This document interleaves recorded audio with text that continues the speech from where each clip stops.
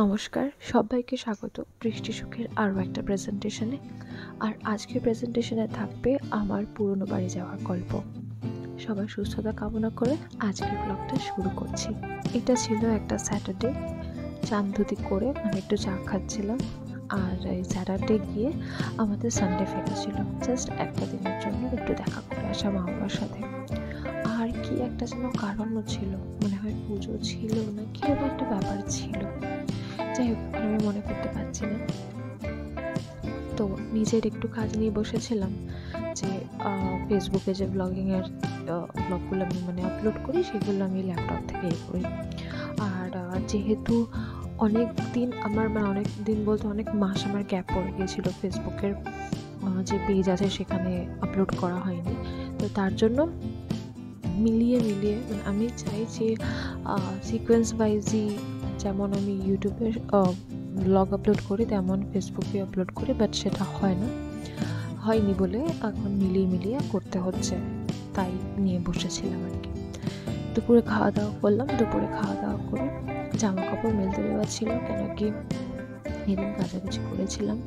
আর সাধারণত আমি বাড়ি যাওয়ার আগে, পুরনো বাড়ি যাওয়ার আগে এখানে এই জামা কাপড় কাচার যে ঝামেলাটা আছে সেটা আমি মিটিয়ে তারপরেই যাই।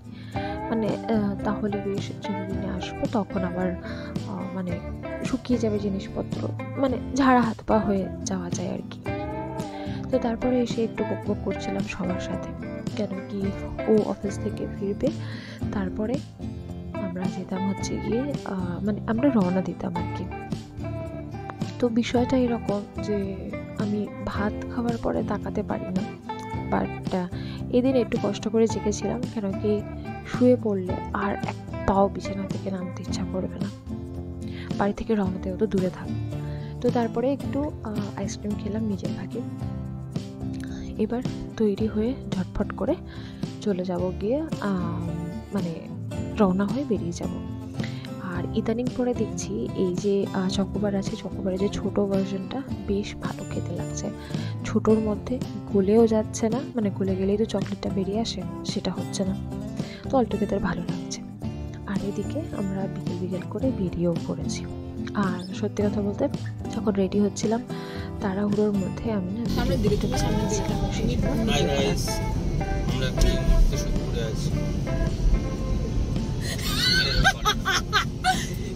সত্যি তুই এটা সত্যি তুই ভাইরাল হয়ে গেলে তখন তো এরকম করতে হবে, প্র্যাকটিস করতে হবে। ভাইরাল হয়ে গেলে এই কথাটা ভালো ছিল, ভাইরাল হয়ে গেলে তোর আশা আছে যে ভাইরাল হবে।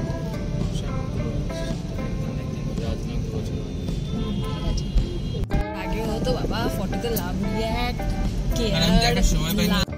হ্যাঁ জানি আমার হাসিটা একটু অদ্ভুত, অনেকটাই অদ্ভুত। তো যাক গিয়ে কাট করিনি আর, কেন কি কাটগুলো অনেকটাই বাদ চলে যেত, আর কাট করিনি। তো সেদিনকে একটু ইচ্ছা করছিল বেলঘড়ি এক্সপ্রেসে দাঁড়িয়ে চা খাবো, তো সেই মতো দাঁড়ালাম আর একটু চাও খেলাম, আর হুশহাস করে বাড়ি পৌঁছেও গেলাম। দেখুন মন্দিরটা কত ভালো রকম করে সাজানো। আসলে সেদিনকে ছিল শ্রাবণ মাসের শেষ সোমবারের আগের দিন, না সরি ভুল বলছি, শ্রাবণ মাসের শেষ সোমবার হচ্ছে গিয়ে আমরা যেদিনকে ফিরবো তার পরের দিন, শনি রবি সোম, তার দুদিন আগে থেকে এত সুন্দর করে সাজিয়েছে। আর এটা হচ্ছে আমার ভাই কোথা থেকে খলসে মাছ ধরে এনেছে, ধরে এনে একটা সেই অ্যাকোয়ারিয়ামে রেখেছে কিছু রকম করে। রাতে তারপরে মায়ের সাথে একটু খাবার ব্যবস্থা করলাম, মা লুচিগুলো বেলে দিল, আমি ভেজে নিলাম, হালকা ফুলকা খাওয়া দাওয়া হলো, ব্যাস দ্যাটস ইট।